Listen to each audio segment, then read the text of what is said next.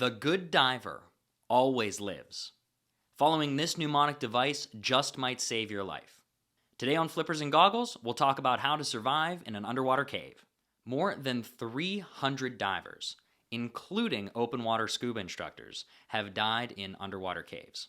Without cave training and cave equipment, divers can die. It can happen to you. You need training to dive. You need cave training and cave equipment to cave dive. This is an educational video and should not be used to replicate or replace training. If you would like to learn how to cave dive, send me a message and I will be more than happy to provide the contact information of a reputable instructor. There are certain rules that should be followed to help reduce the risk associated with diving in an underwater cave.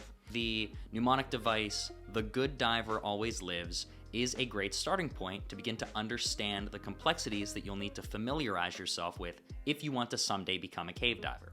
Now, the T in "The good diver always lives" stands for training, which we've already talked about. Cave training is vitally important before you start cave diving.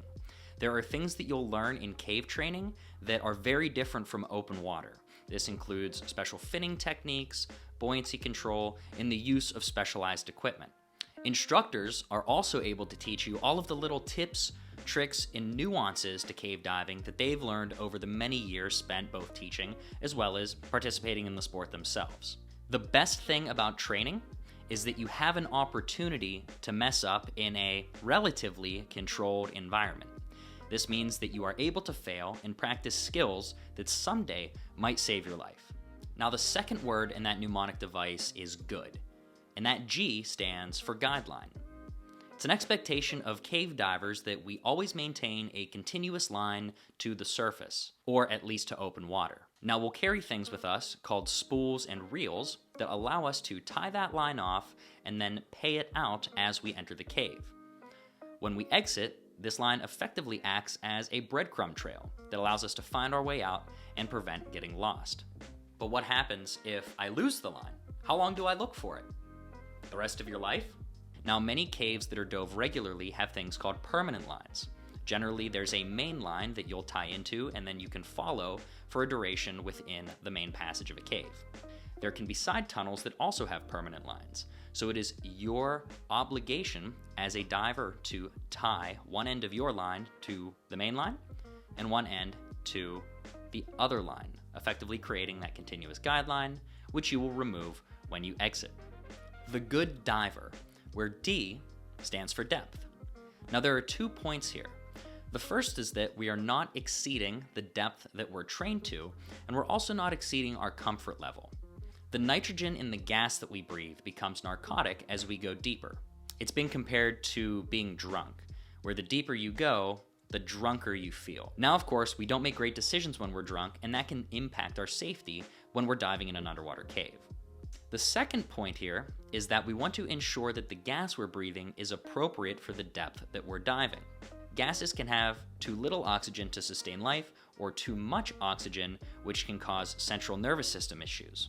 I was once told by one of my instructors that the #1 killer of technical divers is breathing the wrong gas at the wrong depth. This rule ensures that we're not diving outside of our limits and comfort zone, and that the gas we're breathing is appropriate for sustaining life at the depth we're diving. The good diver always, where A means air, or adequate breathing gas. Cave diving isn't like open water diving.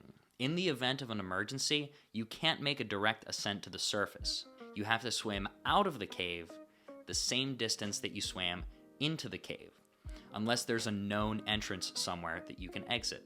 If you use 75% of your total gas supply going in, you're gonna have a bad time on your way out. That's why, as cave divers, we follow the rule of thirds. Now, the rule of thirds means that you use 1/3 of your gas supply entering and reserve 1/3 for exiting, as well as 1/3 for emergencies. If you're diving with a buddy, at your farthest penetration point in the cave, if they have a catastrophic loss of gas, your remaining 2/3 can get both you and your buddy to safety. The good diver always lives, where L means lights. Now, as cave divers, we carry a tremendous amount of redundant equipment. This includes gas supplies, computers, reels and spools, and also lights. In the early days of cave diving, lights were not very reliable, and the way that risk was mitigated was to carry multiples. Carrying 3 lights almost reduced that risk to near zero. With modern light technology and LEDs, that risk is further reduced, but we as individual cave divers still carry a minimum of 3 lights. Between 2 buddies, the risk of going completely dark is damn near zero. The good diver always lives. This is a great way to foundationally understand how to mitigate risk as a cave diver or just diving in any overhead environment. Now, I've heard some people say the good diver always lives safely, where that S in safely stands for no solo diving. Now, if you are team diving, that increases your equipment by 2.